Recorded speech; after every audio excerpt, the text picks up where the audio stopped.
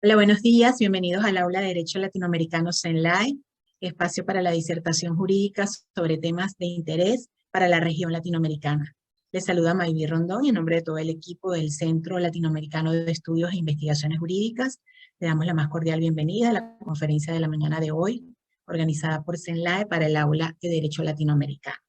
Estamos transmitiendo en vivo a través de nuestro canal en YouTube y utilizando la aplicación Zoom Meeting como aula virtual. En la mañana de hoy contaremos con la conferencia a cargo del profesor invitado Carlos Luis Carrillo Artiles, con la conferencia titulada Sanciones y medidas interdictivas sobre servidores públicos en cargos de elección popular, dictadas por órganos administrativos en el derecho latinoamericano. Este interesante tema que desarrollará el profesor Carlos Luis Carrillo Artiles es un artículo que fue redactado para la Procuraduría de la Administración de Panamá y que será publicado por solicitud también en el Anuario de la Función Pública de la Universidad de Piura, en Perú. Este interesante tema, como ustedes bien saben, se ha desarrollado en diversos países, especialmente hay mucho que hablar sobre el tema en Colombia, en Perú y también especialmente en Venezuela. El profesor Carlos Luis Carrillo es profesor de Derecho Administrativo de la Universidad Central de Venezuela, es docente investigador por concurso de oposición en el Instituto de Derecho Público de la misma universidad, es profesor invitado de la Universidad Nacional de Colombia, de la Universidad Libre de Colombia, de la Universidad de Piura en Perú, en la Escuela Nacional de Control Fiscal de la Contraloría General del Perú, y también es presidente de la Asociación Venezolana de Derecho Disciplinario en Venezuela.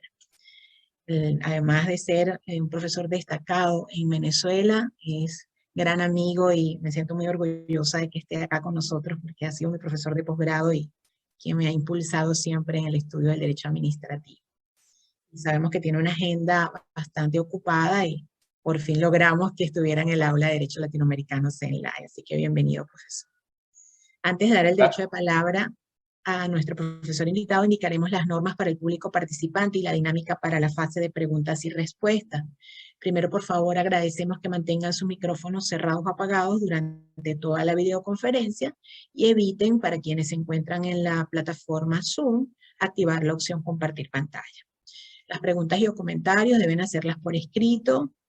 y para quienes se encuentran en la plataforma Zoom a través del chat y para quienes están viendo la transmisión desde nuestro canal en YouTube a través de la sección comentarios. No olviden por favor escribirnos su nombre y el país donde se encuentran. Escrita esta dinámica, le damos la más cordial bienvenida a nuestro profesor invitado, Carlos Luis Carrillo Artiles. Bienvenido, profesor. Gracias, Mayvi. Buenos días a todos. Bueno, para mí es una alegría estar con ustedes el día de hoy. Quiero agradecer a Dios que estamos aquí sanos todos, que podemos entonces perfectamente encontrarnos aquí. Muy particular agradecimiento a CENLAE por la invitación, a mi querida amiga, que con profundo afecto que nos tenemos, la doctora Mayvi Rondón, su invitación, y a la doctora Belén Ramírez, Antonio Silva, que también están aquí presentes. Bueno, fíjense que hoy vengo a hablarles de un tema que parece puntual, pero cuando lo analizamos un poco transversalmente a partir del derecho comparado,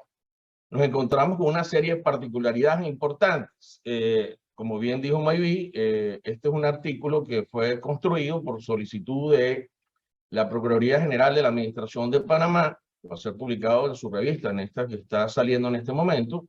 una revista electrónica, y además me lo pidió la Universidad de Piura para el anuario de la función pública, mi amigo Orlando Iñor. El tema de las sanciones que se producen con ocasión de distintos tipos de responsabilidad individual, es importante remarcar esto como punto de entrada.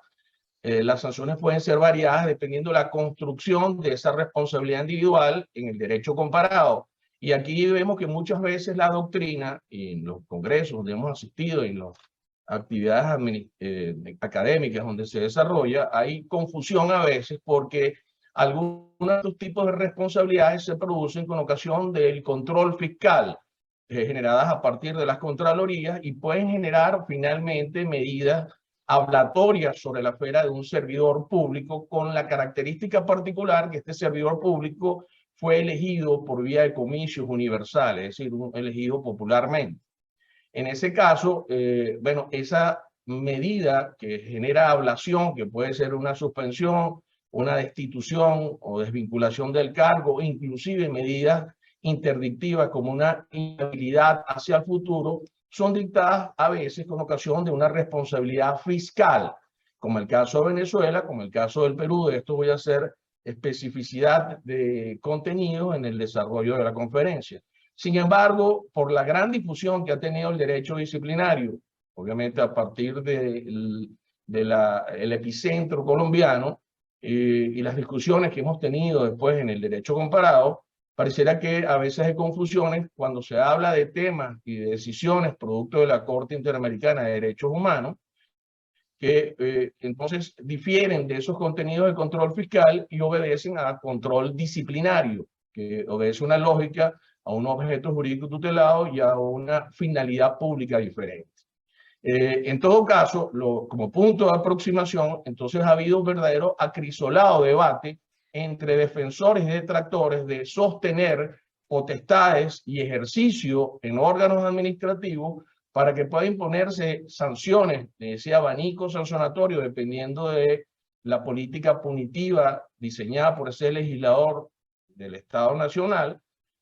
donde a veces tenemos, como repito, medidas de suspensión en el ejercicio del cargo, medidas de sustracción del cargo y además la inhabilidad o inhabilitación hacia el futuro, generando una situación de sustracción del servicio público, no solo para ese periodo, sino para periodos ulteriores. En ese caso, eso sería natural como un mecanismo de autocontrol, de autoprotección, si se trata de una fórmula disciplinaria para que internamente diseminado de alguna manera en los órganos que tengan esa competencia o concentrado en algunas legislaciones en un control preferente, como el caso de Colombia y el caso de Perú,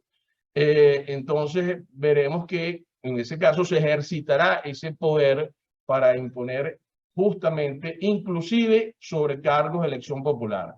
Esto va a tener un gran debate, una discusión que se ha centrado en dos puntos particulares. Las grandes matrices de discusión es sobre la posible imperatividad o no de los contenidos de la Convención Americana de Derechos Humanos, particularmente el artículo 23.2, que es el que se refiere a unas exigencias para que pudiera ser menoscabado o condicionado o limitado los derechos políticos de alguna manera. Unos derechos políticos están protegidos obviamente en esa Carta de Protección Americana, que viene del año 1969 y que realmente entra en plena vigencia en el año 1978. Eso es por un lado en cuanto al contenido y su imperatividad, que claramente pareciera que no cabe ninguna duda, que es una norma vinculante para los estados suscriptores, para los estados partes, y generan ante el quebrantamiento de las protecciones de los derechos humanos, situaciones fundamentales, generan responsabilidad internacional para el estado parte. Por otro lado, existe también la visión de una gran matriz de discusión sobre los contenidos de las interpretaciones que han sido dimanadas del control de convencionalidad de la Corte Interamericana de Derechos Humanos, así como órgano jurisdiccional de la Convención Americana de Derechos Humanos. En ese caso, se ha generado controversia sobre el carácter de la fuerza decisoria y la fuerza vinculante o de alguna manera complementaria de esas decisiones dictadas, que son tres en esta área muy particular, sobre el ordenamiento interno y sobre los operarios internos de los estados partes. Estas tres decisiones las voy a enunciar solamente ahorita porque después las voy a desarrollar, aunque el tema va a ir un poco más ampliamente, más allá de las decisiones, porque voy a agregarles unos elementos adicionales del por qué yo considero que ciertamente esas potestades entregadas en los órganos administrativos generan una cantidad de situaciones que generan reserva. La sentencia que todos conocen es la de Leopoldo López Mendoza, del 1 de septiembre del año 2011, serie C número 233, que es la sentencia que por primera vez trató el tema de la inhabilidad política para ejercer cargos públicos, obviamente con ocasión de una determinación de responsabilidad de control fiscal en Venezuela, por la Contraloría General de la República, y después vamos a ver sus contenidos particularmente, donde justamente la interpretación terminó aseverando que necesariamente para que pueda haber una convencionalidad, un control de apego a esa norma supranacional que después se vuelve norma interna también en los ordenamientos jurídicos, debía hacerse cualquier afectación del ejercicio de un cargo político necesariamente a partir de la intervención de un juez, es decir, de la rama judicial, haciendo reservas sobre los órganos administrativos, y además también, sin lugar a dudas, que el juez fuera de naturaleza penal, producto de un proceso penal. Eso de alguna manera después también fue desarrollado, aunque no concretamente sobre el cargo de elección popular, pero sí del mecanismo de la inhabilidad por una decisión denominada Argüelles versus Argentina del 20 de noviembre del año 2014, serie C número 288, donde se desarrolla el tema un poquitico en relación a la inevitable intervención de un juez de naturaleza penal para generar una medida de inhabilidad política, en ese caso perpetua. Y por último, la sentencia de Gustavo Petro Urrego del 8 de julio del año 2020, serie C número 406, que ha generado toda una polémica que lo que hace es ratificar la decisión de Leopoldo López y agregar otros dos módulos en cuanto a su desarrollo. Fíjense que estas dos vertientes de discusión, por un lado, bueno, en relación a los contenidos propios del 23.2, y pareciera que, repito, no hay duda en cuanto a lo que dice el 23.2, sin embargo, las discusiones que han sido bastante extensas a partir de la doctrina o de las participantes de los órganos institucionales, han planteado su discusión en cuanto a su contenido interno, pero pareciera que no hay ninguna duda de lo que dice el artículo y lo que implica el artículo si se quebranta desde el punto de vista de la construcción, de que eso debe estar relegado sobre un juez y solamente debe ser a partir de un proceso penal. Eso generaría aparentemente, en principio, como hipótesis para desarrollar esta conferencia, la responsabilidad internacional del Estado parte, declarándolo obviamente como un órgano, o en este caso un ente, que genere afectación a esos derechos fundamentales, los del 23.1, que son los derechos políticos, donde particularmente se caracteriza y que te protege la idea del sufragio activo y pasivo y la idea del ejercicio de los cargos de elección popular, el derecho a accesar en igualdad de situaciones, pero no solo de accesar, sino de permanecer inclusive en el cargo. Esa idea del carácter vinculante de esos contenidos de la Convención Americana fue desarrollado en una decisión jurisprudencial también, que es el caso quizás más ilustrado, que es el caso Almonacid Arellano versus Chile, del 26 de septiembre del año 2006, serie C número 254. Por otro lado, la discusión que ya les planteé primaria en relación a que esos contenidos de las interpretaciones derivadas de la Corte Interamericana en estas tres decisiones, particularmente la de Leopoldo López, la de Argüelles contra Argentina y la de Petro Urrego contra Colombia, bueno, justamente a la discusión que se ha planteado es que si realmente eso tiene un carácter vinculante sobre los órganos internos, sobre el legislador en principio nacional, que estaría obligado a condicionar las normas a aquellas interpretaciones que protegen derechos fundamentales, al juez interno para inclusive aplicarlo por vía de control concentrado en la justicia constitucional o del control difuso derivado del control de la convencionalidad, para que cualquier juez de la República también entienda y aplique la vía del control difuso de convencionalidad y desaplique en el caso concreto cualquier disposición que quebrante estas interpretaciones. Y por último, a los demás órganos, inclusive los órganos administrativos, que deben obviamente acoplar esta interpretación. ¿Por qué? Porque hay una obligación en el derecho interno, de acuerdo al artículo 2 de la Convención Americana, de justamente respetar los derechos y de adoptar las decisiones y las medidas, en el caso, en el orden interno, en el ámbito constitucional y el ámbito legal, de lo que tiene que ver justamente con estas protecciones dimanadas de la Corte Interamericana. Eso es lo que se ha denominado el affect util, que generará inclusive la obligación de derogatoria y sustituciones de normas, expulsando normas en el ordenamiento jurídico que puedan colisionar con estas interpretaciones de convencionalidad. Recuerden que el artículo 1 de la Convención Americana de Derechos Humanos también genera la obligación de respetar los derechos y las obligaciones, es decir, de alguna manera lo que se ha denominado también como un principio en el derecho internacional público, que es el pacta sunt servanda. Es decir, obviamente los tratados deben cumplirse tal cual con el contenido como fueron suscritos por los estados suscriptores, estados partes.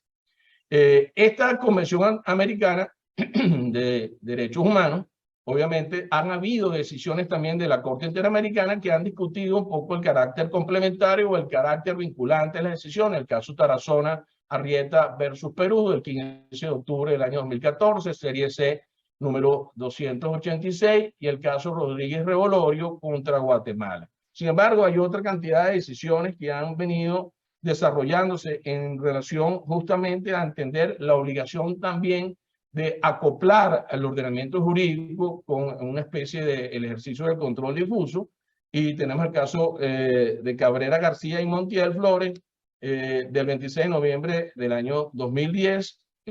número 220, y el caso Godínez contra Honduras del año 89, que son las sentencias que siempre de alguna manera hablan de cómo debe fusionarse estos contenidos interpretativos y cómo vincularían a los órganos internos.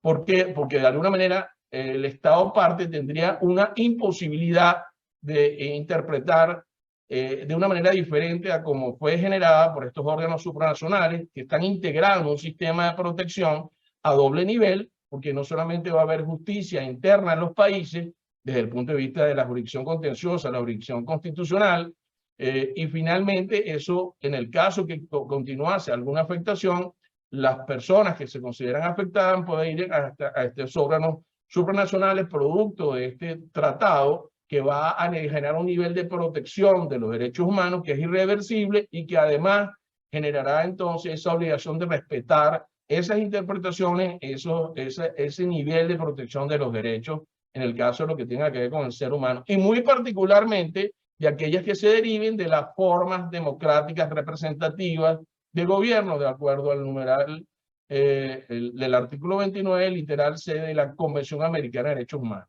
La Convención Americana de Derechos Humanos hace una verdadera expresión de preocupación y de exaltación de contenido dirigida a la protección de los principios superiores de la democracia representativa y muy particularmente a la protección de un catálogo de derechos políticos, repito, que son tutelables a partir del artículo 23.1, literales A, B y C, donde habla del derecho a la participación, a distintas expresiones de participar a los ciudadanos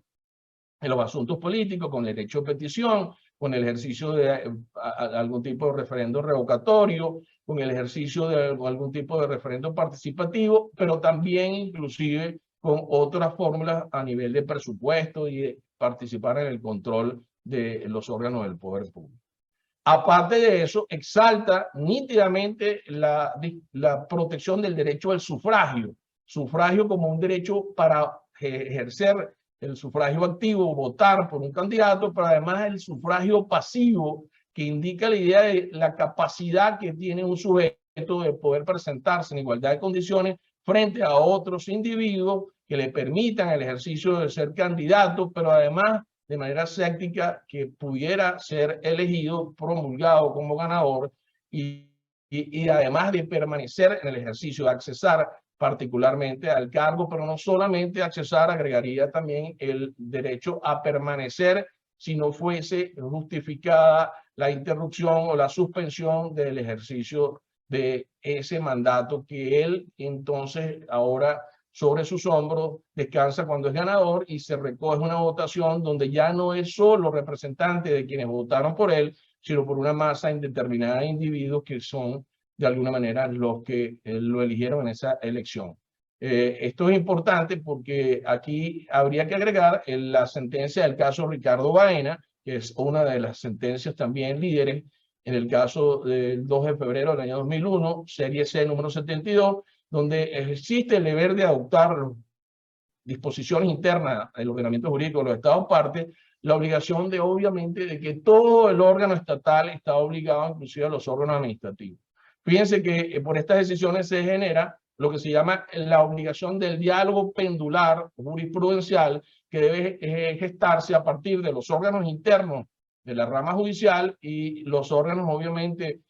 jurisdiccionales, en este caso la Corte Interamericana de Derechos Humanos, de esos pronunciamientos, para que en un ejercicio pendular se fueran complementando, agregando estos contenidos en el ámbito interno para que no hubiera confrontación con no solo el texto de la Convención Americana de Derechos Humanos, sino las interpretaciones derivadas.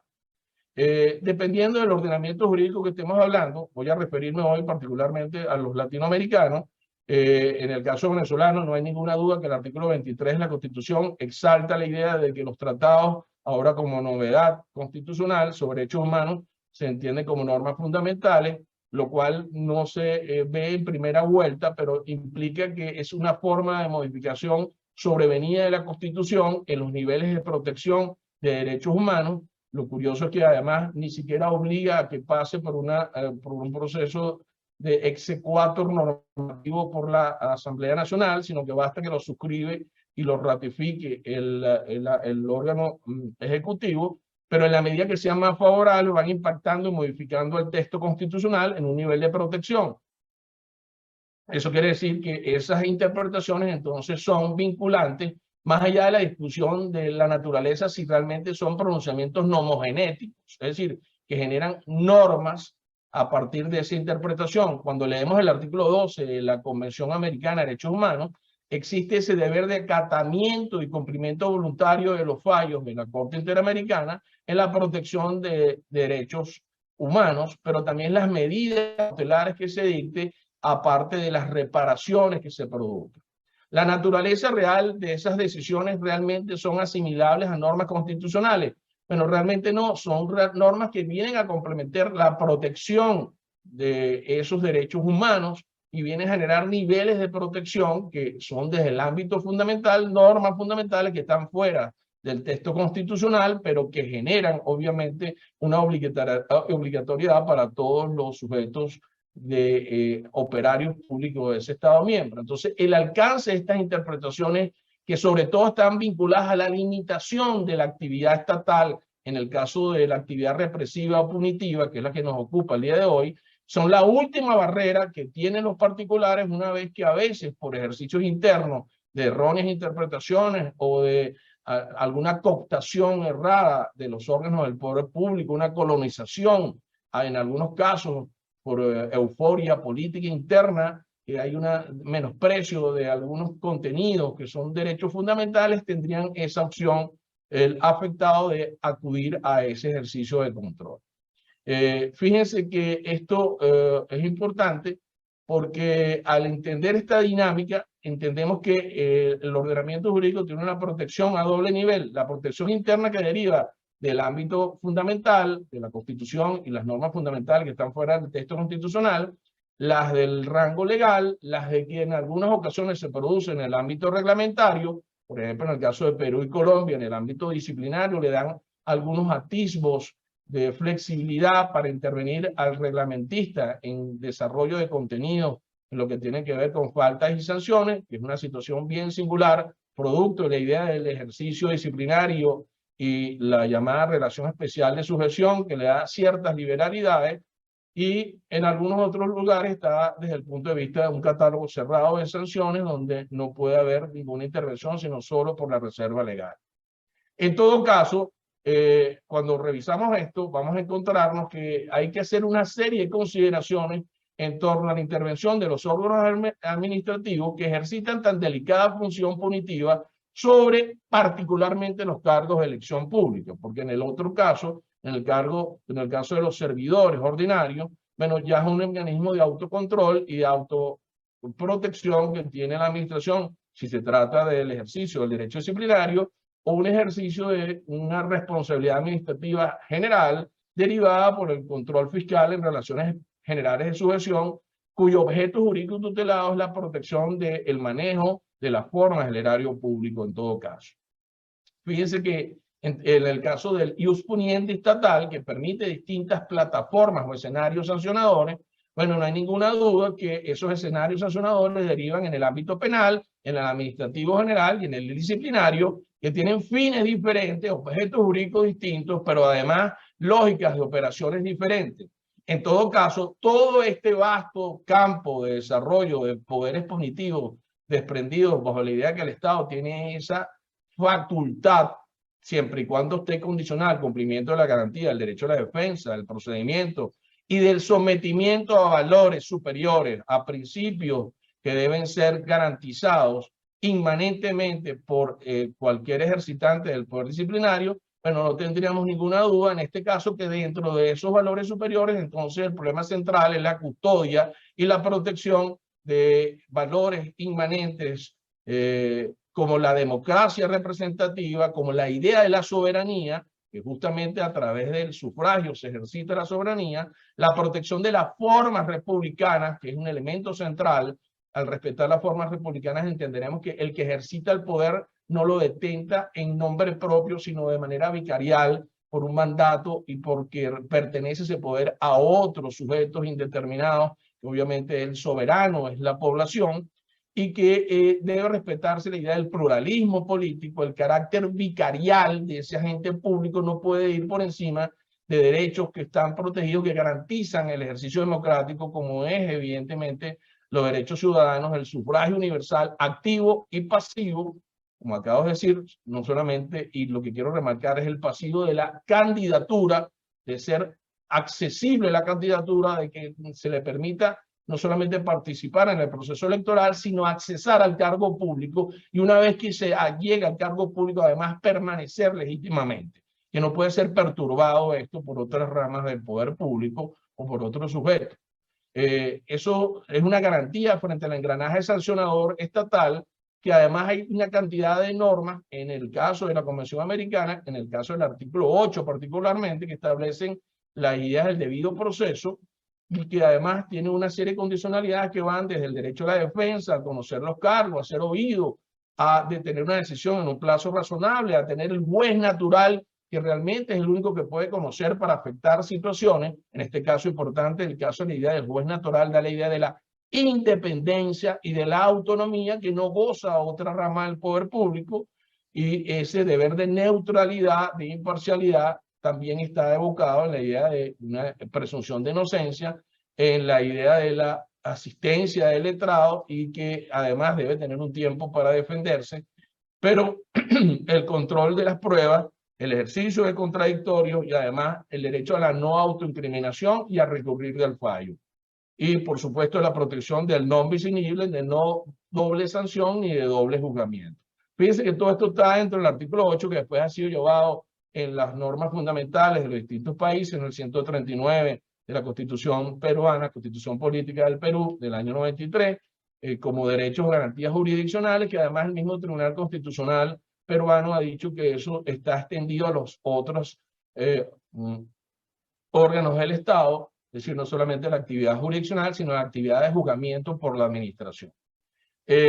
Todos estos contenidos de lo que es el control de convencionalidad explicado, entonces nos hacen entender que independientemente si se trata de una responsabilidad desde el punto de vista penal que lesiona bienes jurídicos, que han ido generando del bien jurídico individual a la idea de los bienes transpersonales, a la idea de la afectación del interés general, en el caso de la responsabilidad administrativa general de la administración y la dirección de conductas, obviamente, para esa responsabilidad, en el caso del control fiscal, por ejemplo, de la protección del erario público o el manejo del erario público, o lo que tiene que ver con todo de esta especial área de objetos jurídicos tutelados, o la vulneración de los deberes funcionales, en todo caso, en la idea de tener un carácter coercible del mandato normativo que va a generar obligación de respetar el mandato, so pena de la posibilidad de la aplicación de una sanción, o sea, la posibilidad lógica de la aplicación de una sanción por una autoridad competente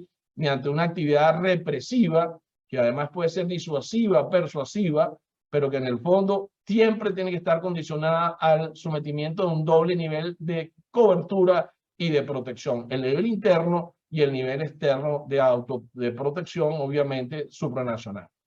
Aquí tiene una importancia cardinal esas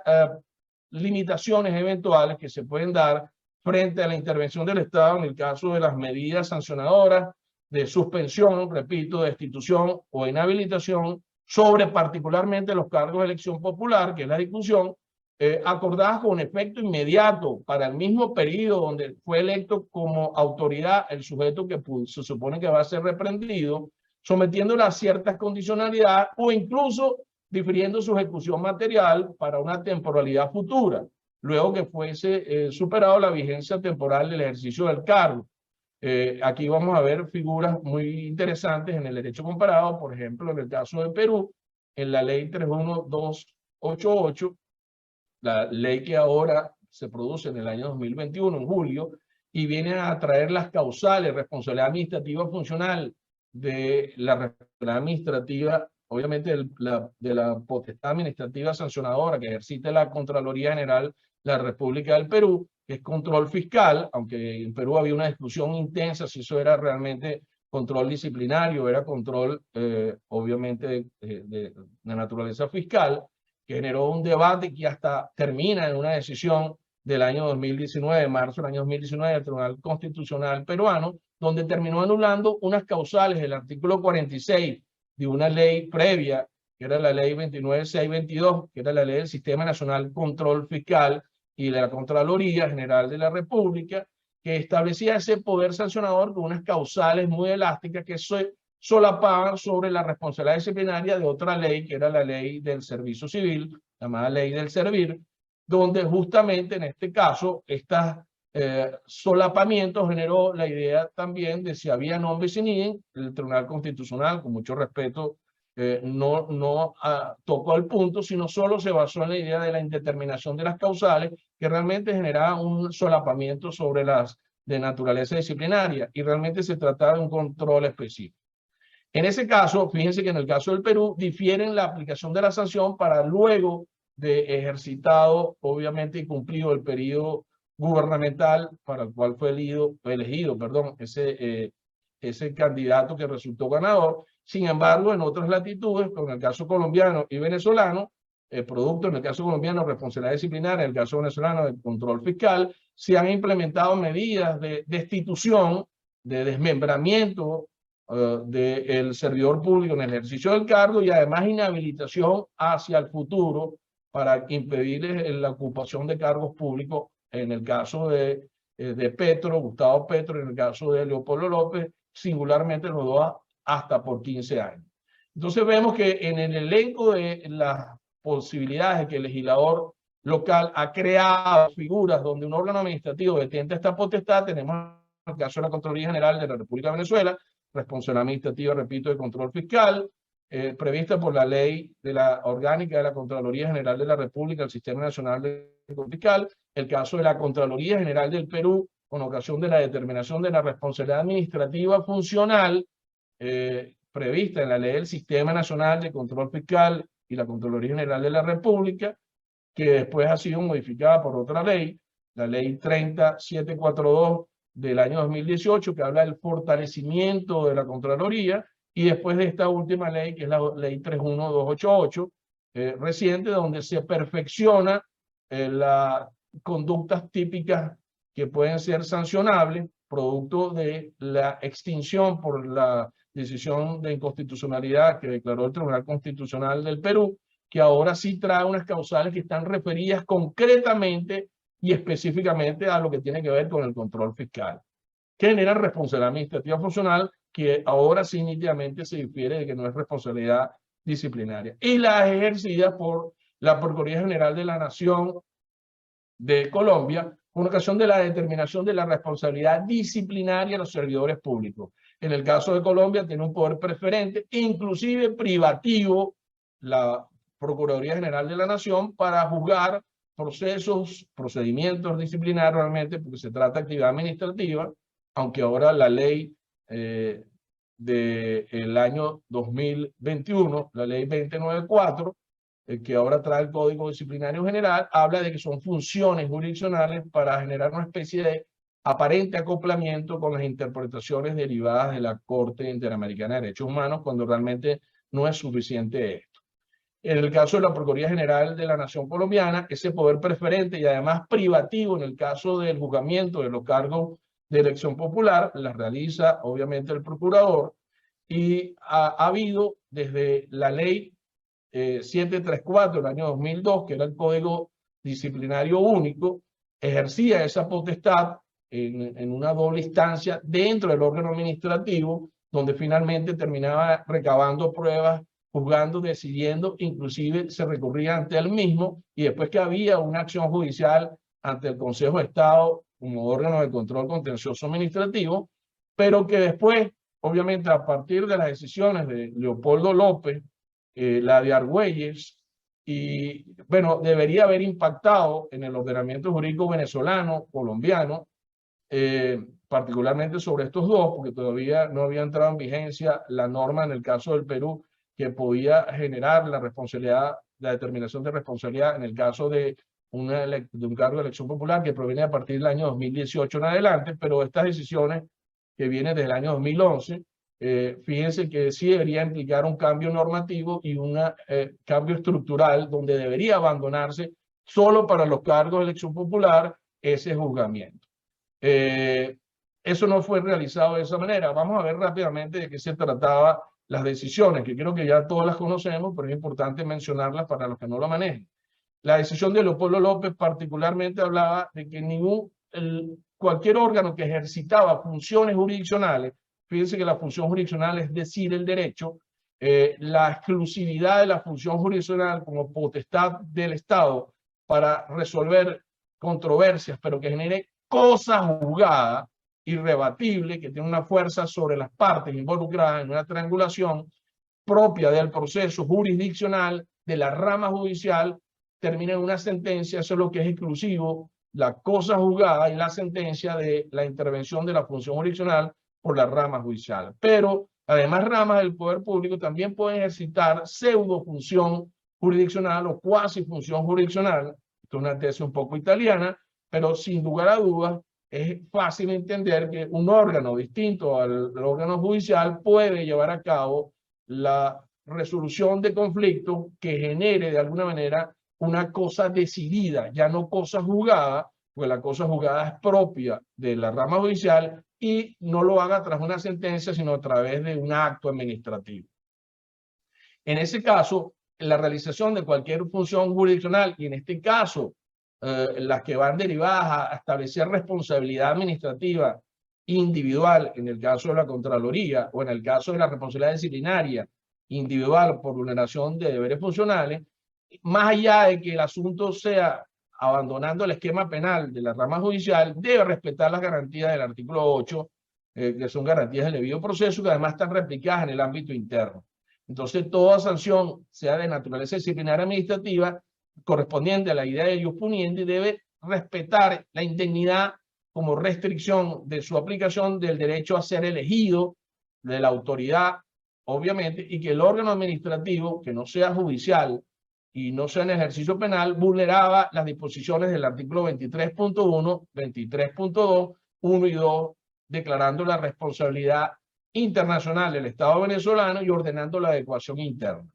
Después el caso Argüelles, que le hice mención contra Argentina, el 20 de noviembre del año 2014, aunque no se refería al caso del cargo de elección popular, ratificó el criterio diciendo de que la restricción de un derecho político necesariamente tenía que venir de una posibilidad de que un juez generara inhabilidad solo por un juez penal, porque en este caso había una discusión en torno a unos delitos vinculados al manejo del erario público por la Fuerza Armada, particularmente la Fuerza Aérea de Argentina. En ese caso, eso lo que planteaba era que evitaba la discriminación y que solo un juez penal podía generar inhabilidad, en este caso una singular inhabilidad perpetua. Esas dos decisiones de 2011 y 2014 impactaban sobre la ley existente de Venezuela, la ley de la Contraloría, la ley orgánica de la Contraloría, el Sistema Nacional de Control Fiscal y la ley 734 del Código Disciplinario Único de Colombia. Y sin embargo, los ordenamientos internos no acataron el efecto util y nunca se hizo ni en Venezuela ni en Colombia. Repito, en el caso del Perú no se había generado la inserción de la norma que se produce después en el 2018 para posibilidad de sancionar cargos de elección popular. En Venezuela, yo solamente voy a referirme por razones de tiempo, porque sería una conferencia aparte. Yo tengo un artículo publicado ahí en México sobre eso, pero lo pueden conseguir en la página web. Fíjense que Venezuela realmente, en vez de cumplir los contenidos de estas decisiones de Leopoldo López, hizo verdaderamente un ejercicio inverso a través de un activismo judicial del Tribunal Supremo de Justicia de la Sala Constitucional, donde exacerba los argumentos de soberanía interna en contra de lo que dice la propia Constitución en el artículo 339 y en contra de lo que dice el artículo 23, que habla de que los tratados de derechos humanos son además norma fundamental y el principio de irreversibilidad de esa protección. El artículo 339 de la Constitución, para que lo tengan claro, venezolana, dice expresamente que ni siquiera en el caso del estado de excepción se puede dejar de aplicar los contenidos de la Convención Americana de Derechos Humanos. O sea que reconoce que esa norma tiene un carácter de vinculación fundamental, inclusive para el propio texto constitucional. Sin embargo, la actitud de la Sala Constitucional venezolana fue incumplir los fallos, no solo de López del año 2011, sino también, por ejemplo, el caso magistrado de la Corte Primera de lo contencioso administrativo, y además de reiterar en el tiempo la idea de una revisión interna de oficio del control de convencionalidad. Oigan bien, sí, revisión interna del control de convencionalidad efectuado por la Corte Interamericana. Es decir, algo totalmente distinto a lo que establece la Convención Americana, a lo que generaría como obligación para Venezuela como Estado parte, en una especie de modalidad innominada de control concentrado constitucional que es inexistente en este caso en Venezuela. Esto genera una interpretación regresiva que vulnera el principio, repito, de progresividad de los derechos humanos, la idea del diálogo pendular, y eso se hizo en la sentencia número 1547 de la Sala Constitucional del 17 de octubre del año 2011. Componencia de Arcadio Delgado, en el caso justamente López, pero después hay otras interpretaciones que están diseminadas. Eso abandona la idea del pacto subservanda,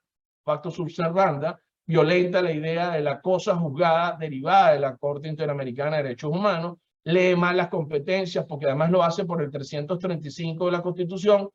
diciendo que son los únicos y máximos intérpretes de la Constitución, lo cual no es la lectura real del 335 de nuestra Constitución, y hace una reversible protección de lo que fue alcanzado de los derechos humanos, desconociendo el contenido del 339 y del 23, como ya les dije, pero además alegando una especie de prevalencia del orden interno sobre el orden supranacional. En el caso de Colombia, no se llegó a dar esta salida tampoco, afortunadamente, pero en el caso de Colombia hubo una sucesión de leyes. La ley 734 del año 2002, el Código Disciplinario Único, fue sustituido, pero ya después de la sentencia de Preto Urrego, del caso de Gustavo Petro, de la Corte Interamericana del 8 de julio del año 2020, impactando en una ley que pretendía modificar.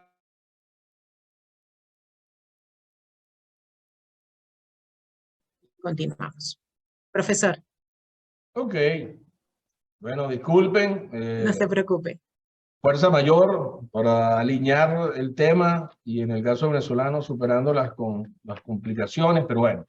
ya para darle contenido, bueno, estaba refiriéndome un poco a la sentencia, bueno, a las sucesiones normativas que se estaban dando en el caso de Colombia,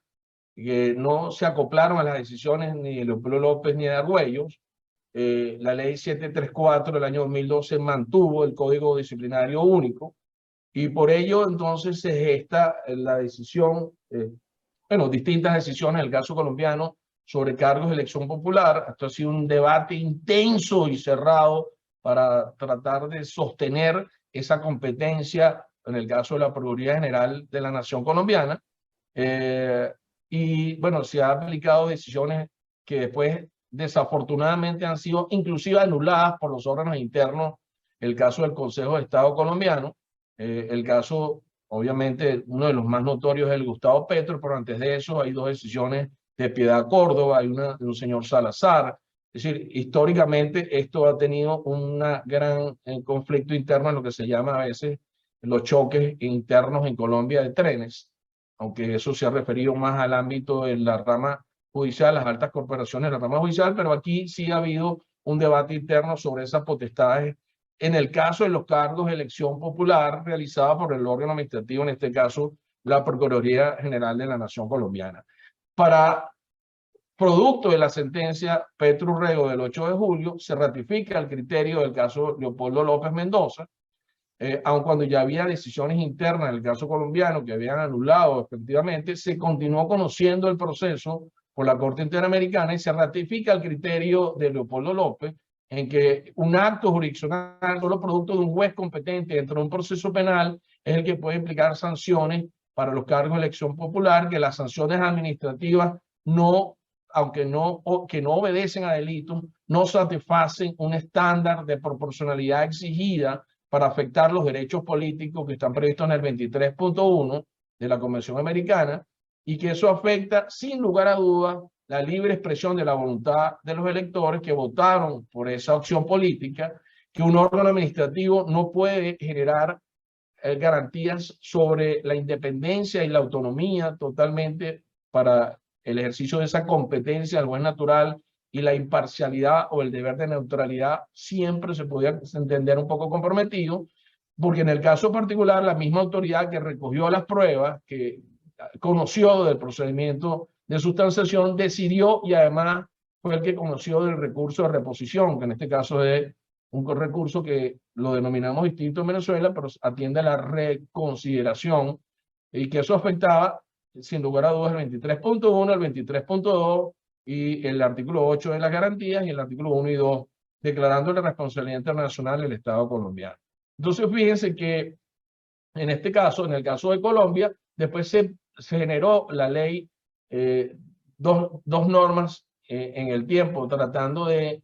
darle una apariencia de cumplimiento de las decisiones de la Corte Interamericana, que fue la ley 1952 del año 2019, y esa ley nunca entró en vigencia, que sustituía el Código Disciplinario 1, este es el Código Disciplinario General, que después se modifica con la ley 2094 del año 2021, donde se alega que a la Procuraduría se le entregan funciones jurisdiccionales.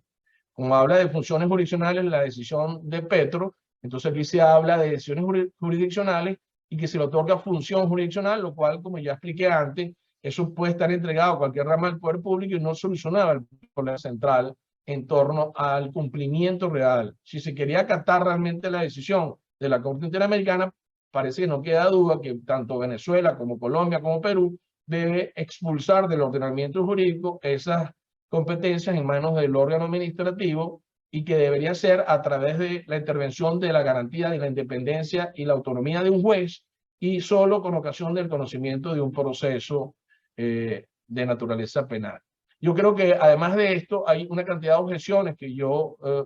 quiero formular rápidamente, porque en el caso, bueno, para referirme a la idea del caso de Colombia, que se parece la Constitución, aunque es producto de una constituyente del 91 a la constituyente del 99 en Venezuela, en el caso colombiano, la Constitución, en el artículo 277, establece la vigilancia que detenta, en este caso, la Procuraduría como Ministerio Público sobre las conductas oficiales de los servidores públicos, y especialmente la Constitución dice sobre los cargos de elección popular, donde el procurador puede ejercer ese poder preferente y privativo para el caso de los funcionarios de elección popular, con una competencia del 278 de la Constitución, hasta para desvincular del cargo, generar la investigación y imponer las sanciones. Ese fundamento constitucional además tiene como contracara el principio de democracia que está previsto en la Constitución, igual que en Venezuela, el principio de soberanía que está previsto en el artículo 3 y 103 de la Constitución colombiana, similar a como lo establece el artículo 5 de la Constitución venezolana, la prevalencia de los tratados de derechos humanos en el orden interno por el artículo 93 de la Constitución colombiana, que es parecido al artículo 23 de la Constitución venezolana. Y fíjense que esa esencia administrativa de la Procuraduría no se borra porque se le entreguen funciones jurisdiccionales, en cuyo caso esa apariencia de cumplimiento del control de convencionalidad sigue estando en mora. Por eso es que sigue dictándose decisiones que son actos administrativos que además tienen toda una discusión más allá que se le entregue el ejercicio de esa función jurisdiccional, porque puede destituir, inhabilitar y además suspender. Esto ha generado en el caso colombiano una cantidad de discusiones. Yo creo que no queda ninguna duda que si se quiere cumplir con el control de convencionalidad, en el caso colombiano debe generarse un acto legislativo, allá se llama así, algunas modificaciones parciales de la Constitución, donde habría que adecuar la Constitución para sustraer ese poder en el caso de los cargos de elección popular, para dar cumplimiento al artículo 23.2 de la Convención Americana y a las interpretaciones derivadas del caso López, Argüelles y, repito, Gustavo Petro, y implicaría además un cambio posterior del Código Disciplinario General de la Ley 2094, donde se le dé solamente la posibilidad a la procuradora o a la procuraduría de ser un acusador, pero reservar las potestades de medidas cautelares de suspensión o las decisiones definitivas en torno al fondo del proceso de la responsabilidad individual a un juez que sea autónomo e independiente. Ahora, la discusión aquí es si es un juez penal o es un juez de otra naturaleza. Mi amigo, el profesor Carlos Arturo Gómez Pavalló, que es el que ha generado la mayor profusión de literatura en materia disciplinaria en Colombia, él ha propuesto una solución híbrida donde plantea la idea de que debe ser un juez administrativo el que podría decidir, abandonando un poco el esquema de lo que dice el artículo 23.2, que dice que debe ser en un proceso penal. Bueno, aquí se estaría garantizando la independencia y la autonomía del órgano que decide, porque va a ser un juez, pero no se cumpliría totalmente a satisfacción la idea del 23.2, que la lectura es muy simple, lo que plantea la Convención Americana de Derechos Humanos, y creo que debería implicar eso. Ahora, el problema central frente a lo que estoy planteando aquí es que en el caso colombiano, obviamente, el que ahora es presidente de la República fue el protagonista de aquella intervención judicial, de aquella decisión, yendo por los caminos regulares y terminó obteniendo la decisión de la Corte Interamericana, y ahora se ha complicado el esquema, porque ahora al resultar ganador ha argumentado su deseo de suprimir a la Procuraduría General de la Nación Colombiana y suprimir sus competencias, muy particularmente la que tiene que ver con el control disciplinario. Yo creo que eso sería desafortunado porque hay un elemento histórico, un elemento técnico de especialización y de desarrollo que ha llevado a niveles verdaderamente interesantes y que debe ser sostenida en el caso de los servidores públicos ordinarios. Mi planteamiento creo que ha sido nítido en relación a que debe ser solo sustraída la competencia de la Procuraduría en el caso de los cargos de elección popular, porque creo que ahí sí hay un problema de afectación de estos principios superiores del ordenamiento jurídico, porque puede un órgano administrativo distorsionar. Ya voy a cerrar la conferencia con algunas puntualizaciones de otros elementos. En ese caso, lo delicado es abrir a una discusión de modificación constitucional en un ambiente caldeado, donde de alguna manera alguien pudiera, el peligro de ese cambio constitucional en un ambiente cargado de un ánimo de represalia o de vindicta contra la Procuraduría, puede generar en el fondo una lamentable involución de protecciones y de contenido, que yo creo que solamente podría plantearse eso en relación solo en los cargos de elección popular. Y además no generar una penalización, una discusión en torno a que si se penaliza solo eso y se deja en manos de la Fiscalía, solo con ocasión de los delitos, la posibilidad de generar inferencias sobre los cargos de elección popular. Bueno, fíjense ya en la recta final,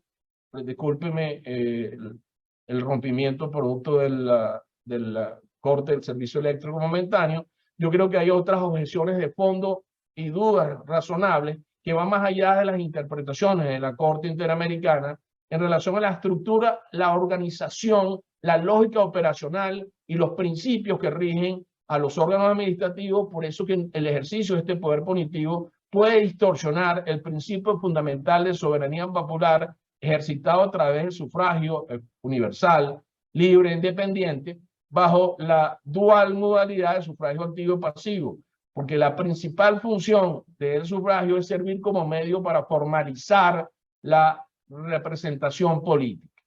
Entonces, a veces con mucha facilidad y superficialidad, un órgano administrativo puede irrumpir y generar cesación en el cargo definitiva a un legítimo ejercicio de una autoridad elegida durante el periodo no solo en el cual fue elegido, sino hacia el futuro, generando impedimentos y trabando carreras políticas que vienen en ascenso. Eso hay que verlo con mucho cuidado porque siempre estará en ponderación la discusión de la responsabilidad individual, de la potestad punitiva frente a otros valores que pueden ser entendidos como valores superiores y principios como el de la democracia, la soberanía, las formas republicanas, como he planteado. En el caso de los órganos administrativos no hay duda que existe el principio de autoridad y sumisión por la estructura piramidal, la obediencia de los mandatos jerárquicos de los órganos subordinados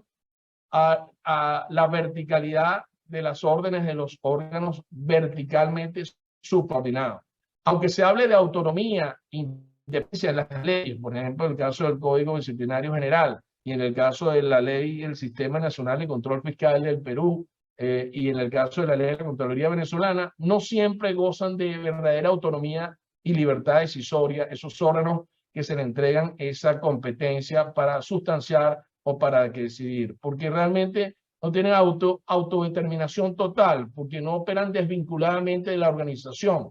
salvo el caso que se hable de desconcentración administrativa que agote la vida administrativa como una autoridad independiente que tenga un control exclusivo de la materia. Eso no siempre se da bajo esta figura.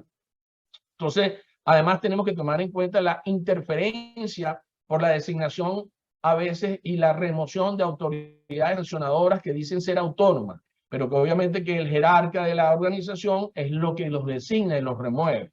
Eso a veces puede generar una afectación que les haga olvidar o distanciarse de los verdaderos fines institucionales y puede colocar en situaciones de apremio a la función sustanciadora o la función decisora. Aunque en algunas disciplinas hay ausencia de la jerarquía, obviamente, en el término general de la disciplina obedece a la idea de la jerarquía y que por eso el jerarca tiene ese poder, obviamente, de reprender. En el caso de la disciplina judicial y en el caso, obviamente, de estas responsabilidades administrativas que no son disciplinarias, sino de control fiscal, no existe la figura de la jerarquía por el titular del ejercicio del poder sancionador. Sin embargo, en este caso,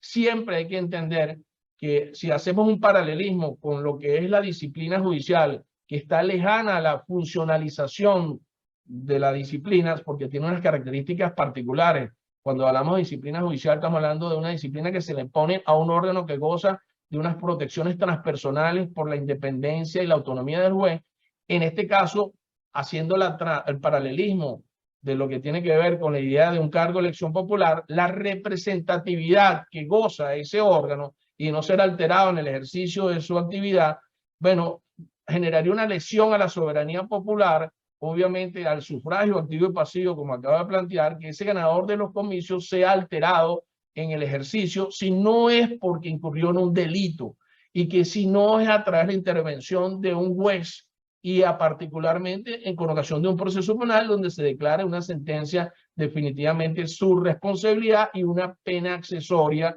en este caso la interdicción que la inhabilite para el ejercicio de funciones posteriores.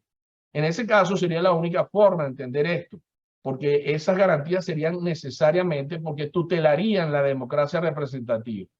Fíjense que esto es importante porque cuando se le da el derecho a tener neutralidad política a la organización que va a inscribir a candidatos, así como se le exige allá que sea neutral y se le da igualdad de condiciones a un candidato y la asepsia del proceso electoral, bueno, también debe haber un paralelismo en cuanto a las normas de la indemnidad del poder sancionador que pueda afectar el mandato soberano que encarga la representación. De lo contrario, voy a citar algo textualmente de un profesor que se llama Manuel Aragón Reyes. De lo contrario, los ciudadanos en la democracia representativa solo elegirían, pero no desempeñarían el poder. Esto es, solo ostentarían el derecho a tener un gobierno elegido, pero no a gobernar ellos mismos mediante elecciones. Eso quiere decir que solamente la democracia representativa se basaría en elegir, pero si viene un órgano administrativo, interviene y justamente sustrae al ganador, al ejercitante, bajo argumentos que pudieran ser no totalmente asépticos, pudieran generar entonces el envilecimiento de la democracia representativa. Ya para cerrar, hay legítimos controles que pertenecen a los cargos de elección popular. En el caso de los cargos de elección popular existen controles políticos. Obviamente, la revocatoria del mandato, la idea que es un ejercicio de contravotación que se justifica en el mismo fundamento de soberanía y que de alguna manera eso permitiría, si se adquiere una votación en contra que supere, sea igual a la que fue cuando se designó ganador al sujeto, usualmente la mitad del periodo, permitiría un ejercicio de control por un fundamento soberano, el ejercicio de un cargo de elección popular. En aquellos casos donde haya reelección, que se permita la reelección sin intercesión temporal, bueno, el derecho el mecanismo de no reelección también es una opción dentro de la arquitectura electoral que generaría un control político sobre el cargo de elección popular. El político, sin lugar a dudas, debe rendir cuenta de los actos ejercidos con ocasión de su cargo. Y los ciudadanos pueden premiar o pueden justamente de alguna manera castigar a través del reemplazo de ese candidato que es el ocupante de un cargo público por otro. En ese caso también existe finalmente el ejercicio del llamado impeachment, que es un juzgamiento de naturaleza política que ejercitan las altas corporaciones, a veces de la rama judicial, con un control institucional que genera antejuicios de censura o emoción y que identifican la idea de la fractura de la representatividad, casi siempre con situaciones graves de delito. Bueno, yo quiero ya para cerrar la idea, solamente diría que hay que tener claro que independientemente hay que tener una ponderación entre la idea de la responsabilidad como un principio y la titularidad del poder estatal sancionador, de ese poder punitivo a través de sus distintas aristas de escenarios punitivos, que hay que además eso, en tenerlo claro, que eso hay que ponderarlo frente a la idea nítida de límites que protegen valores superiores fundamentales de naturaleza superior del ordenamiento jurídico que son inmanentes, como la libertad y la democracia. No podemos obviar que la representatividad, las formas republicanas, repito, que son el núcleo duro de la separación funcional del poder público y que garantizan el Estado de Derecho y la libertad y la legalidad, no pueden ser afectados de manera alegre bajo el argumento de que hay que sancionar y que cualquiera lo puede hacer. Las formas limitarían, porque esas formas justamente vienen a contener el posible paroxismo de desvíos que puedan generar abandono de garantías sistémicas y reforzadas. No solo porque de alguna manera constituiría un verdadero peligro a la libertad de la sociedad, porque en algunos casos por triunfalismo alguien se puede arrogar la idea de detentar el soberanía y que tenga un mandato transferido para irrumpir contra instituciones o reglas fundamentales de los derechos humanos. Frente a esas veleidades o veleidosidades, pueden justamente generar en ciertos lugares puede generarse justamente como una última cortapisa del sistema supranacional, como última protección cuando justamente por apasionamiento interno o por debilidad de las instituciones de los estados partes se generen vulneraciones a los derechos humanos. Ahora, otra cosa final es la discusión de cuál es la integración de esa Corte Interamericana, de las exigencias de lo que debería ser justamente quiénes son los sujetos que sean los magistrados y cómo desarrollan esa actividad, obviamente de sus capacidades personales, conocimiento y ética, que es una discusión distinta y que justamente de eso se trataría todo el fundamento de todo este sistema. Bueno, gracias por haberme oído, disculpen la situación de fuerza mayor y estoy abierto a cualquier duda o interrogante. Gracias, profesor. Excelente conferencia que nos daría para desarrollar muchos más temas, como usted bien lo acaba de señalar, y específicamente lo del tema de la Corte Interamericana, la responsabilidad del Estado y lo referente al orden interno de cada nación. Tenemos muchas preguntas de nuestros participantes. Vamos a iniciar con las que están establecidas en nuestra plataforma digital Zoom. Por acá nos saluda Serafín Magallanes. Buenos días, muchas gracias por la invitación y la actividad. Hay otra pregunta que dice, ¿la Corte Interamericana de Derechos Humanos tiene un criterio unificado sobre la interpretación del artículo 23.2? De allí que los fundamentos del caso López Mendoza versus Venezuela fueran reiterados completamente y sin variación en el caso Petro versus Colombia. ¿Considera usted que esta forma de interpretar la convención es excesivamente originalista y poco evolutiva? No, creo que hay unas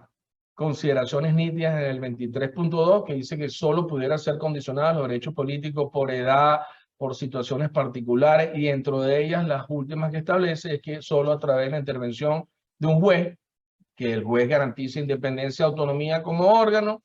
y efectivamente a partir de un proceso penal. Creo que justamente esa uniformidad de criterio que ha sido sostenida en Leopoldo López, Argüelles y Gustavo Petro ha demostrado como interpretación el reflejo de un contenido nítido de lo que es el texto de la Convención Americana. Si queremos cumplirla, bueno, debe ser así. Recuérdense que la Convención Americana no... País. Ya tenemos de nuevo al profesor. Continuamos rápidamente antes que se vuelva a caer la conexión con la pregunta que hacía Serafín Magallanes, a quien saludamos con mucho cariño, compañero de posgrado,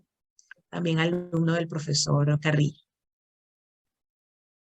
Nos decía Serafín, profesores Rondón y Carrillo, muy buenos días nuevamente, reciban afectuosos saludos, felicitaciones por la extraordinaria actividad. ¿Qué consideraciones podrían hacer con relación a los casos ya resueltos y los futuros casos, dado el retiro que hizo Venezuela del Sistema Interamericano de los Derechos Humanos? Sobre todo teniendo en consideración lo contenido en el artículo 23 de la Constitución de la República Bolivariana de Venezuela. Bueno, creo que Mayví va a tener que hacer un ejercicio extraordinario de edición después de todas las cortes que han habido. Venezuela se mantiene remisa a cumplir los contenidos de la Corte Interamericana, las decisiones, desconociendo los contenidos propios también del Pacta Sunt Servanda, del tratado, obviamente que es la Convención Americana de Derechos Humanos. El regreso, obviamente, a la constitucionalidad y a la convencionalidad, pues son en dos sentidos. El regreso a respetar la Constitución de la República Bolivariana de Venezuela, que se supone está vigente, obviamente con este activismo judicial donde se exacerban elementos, repito, de soberanía interna, y se desconoce el sistema de protección supranacional, terminó o concluyó en una recomendación para que se denunciara el Pacto de San José de Costa Rica, la Convención Americana, que finalmente fue hecho por el Ejecutivo, pretendiendo la sustracción de Venezuela del sistema de protección supranacional, lo cual es imposible porque eso es un nivel alcanzado por, obviamente, la progresividad de los derechos humanos. Los venezolanos tenemos todo, cualquier persona que esté en Venezuela tiene la posibilidad de acudir al sistema supranacional porque ese nivel de protección no puede ser desgravado. Otra cosa distinta es el problema del cumplimiento, porque como el cumplimiento es voluntario, ciertamente el país puede acatar o no la decisión, aunque sea ya previamente declarado como responsable internacionalmente como infractor, y aun cuando hayan condenas que tarde o temprano deberían ser satisfechas por, obviamente, este Estado parte incumplidor o infractor. ¿Cómo regresar a la constitucionalidad? Bueno, simplemente generando un camino de retorno al cumplimiento del Estado de Derecho, al principio de legalidad y a acatar lo que dice la Constitución y lo que implica las normas complementativas de derechos fundamentales fuera del texto constitucional. Parece que no hay ninguna duda que esto debe ser acatado. Esta discusión ya no es solo privativa de Venezuela, como pueden darse cuenta, también en Colombia existen estas fricciones con los riesgos que compromete una situación como esta. Gracias, profesor. Tenemos una pregunta desde nuestro canal YouTube de Belén Serpa de Novoa, quien escribe desde España. Ella señala que la Corte Interamericana ha reiterado que el control de convencionalidad es una obligación internacional de todas las autoridades. De esta manera entiendo que el incumplimiento de esta obligación, se corta la pregunta. Déjame verla. De esta manera entiendo que el incumplimiento de esta obligación causa un verdadero hecho ilícito internacional que compromete la responsabilidad internacional del Estado. Pero en la realidad, y me refiero específicamente al caso Venezuela, no se materializa.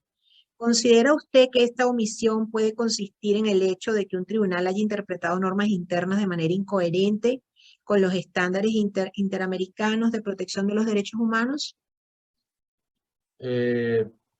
Bueno, yo creo ciertamente que aun cuando el cumplimiento sea voluntario, existe una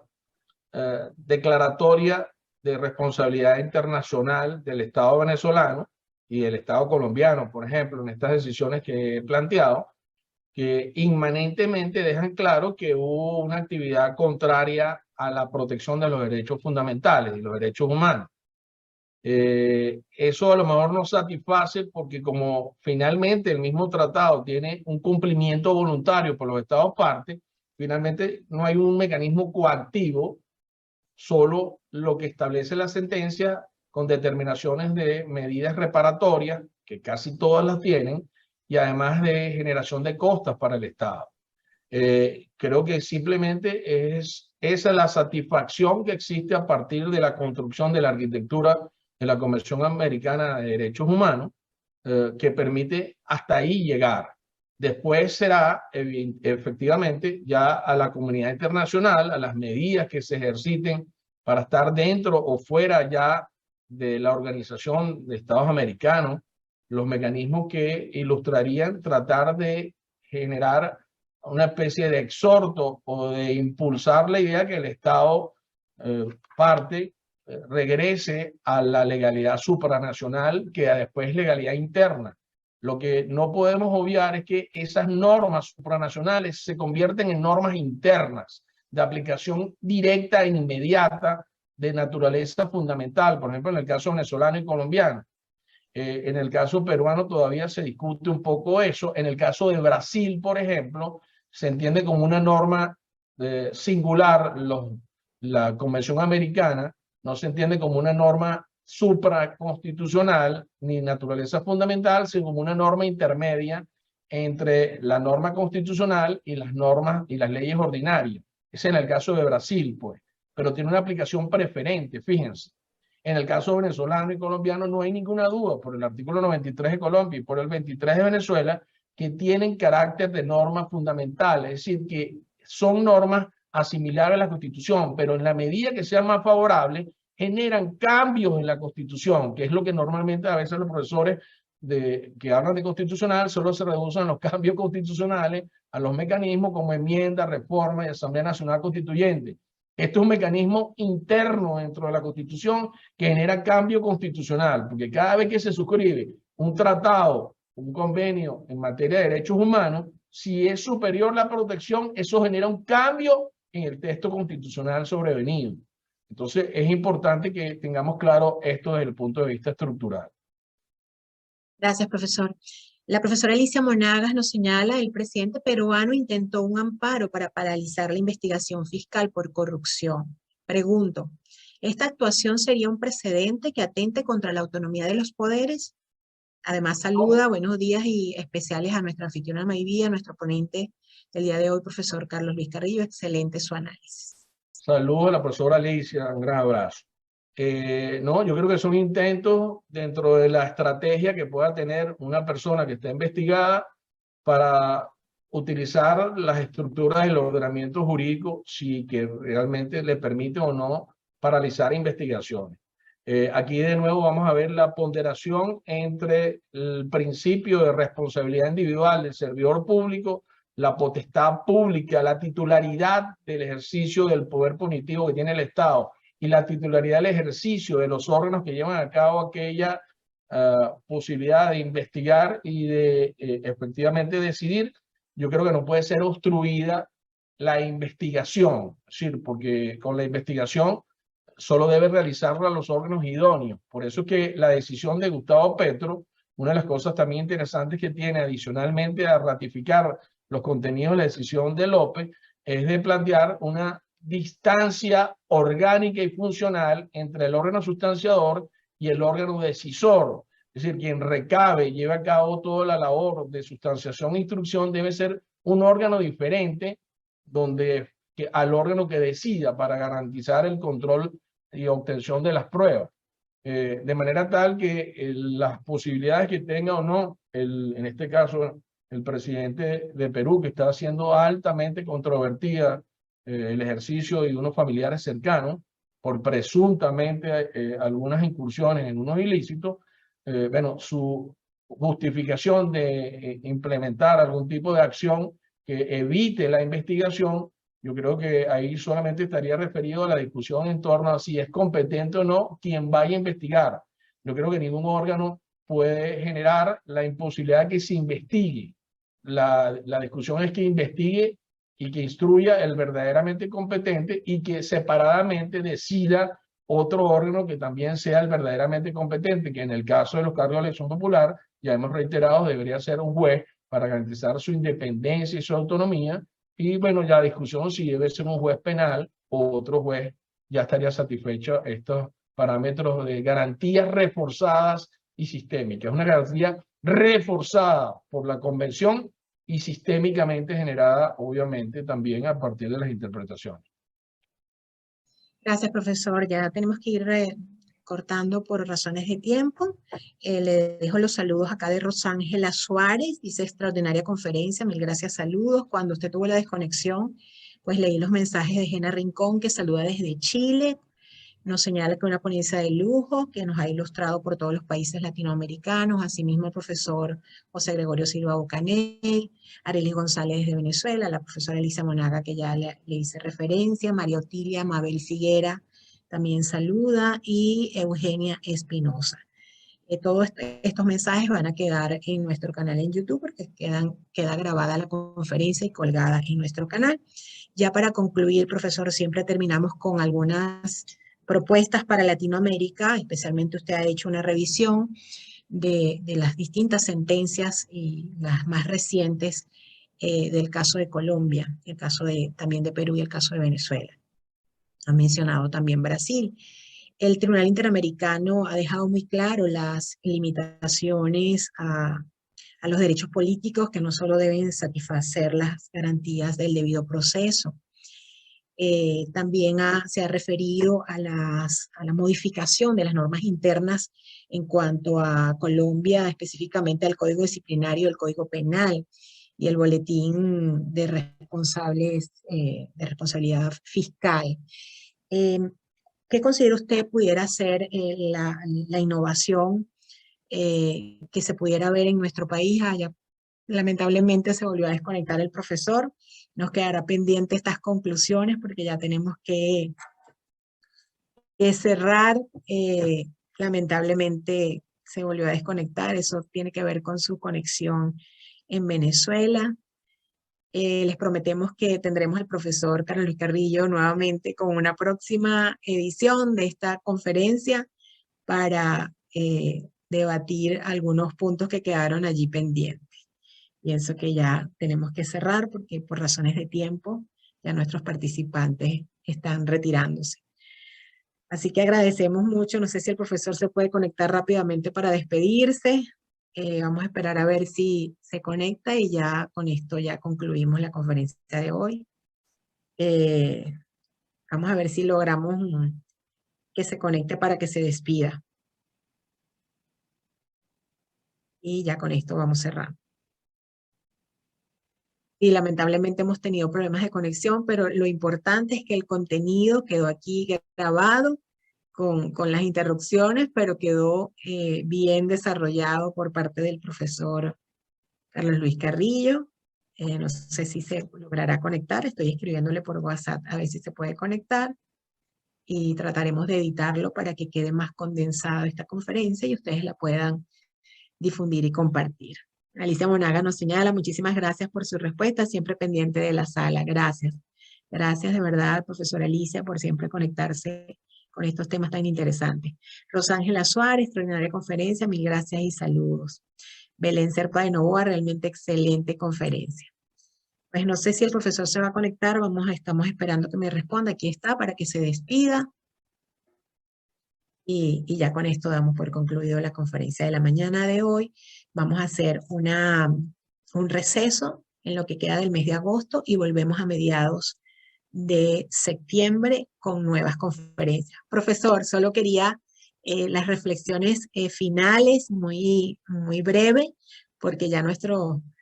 participantes se están retirando de la sala y ya tenemos que concluir. No, yo creo que ya he explanado con bastante detalle los puntos de vista. Solo quiero agradecer la increíble paciencia que han tenido para soportar las interrupciones de flasheos momentáneos en la electricidad, lo cual impacta obviamente sobre el internet. Y bueno, agradecerles que decidieron estar aquí, pudiendo estar haciendo otra cosa el día de hoy. Y bueno, para mí realmente eso me da mucha alegría, pero también me da un compromiso para estar con ustedes. Agradezco de nuevo al CENLAE, a mi querida amiga Mayvi Rondón, la oportunidad de estar aquí con ustedes y sobre todo a toda la audiencia, haber tenido la deferencia de haber no solamente soportado la intervención mía, sino además de todos estos problemas que tuvimos con la electricidad, que son fuerza mayor. Gracias por estar aquí. Gracias a usted, profesor. Gracias a todos por su participación, por su paciencia. Y les recordamos que esta conferencia quedará grabada y colgada en nuestro canal de YouTube, que nos vamos a un receso y regresamos a mediados de septiembre. Les estaremos informando por nuestras plataformas digitales sobre las nuevas conferencias y actividades académicas. Gracias, feliz día para todos donde quiera que se encuentren. Chao, hasta luego.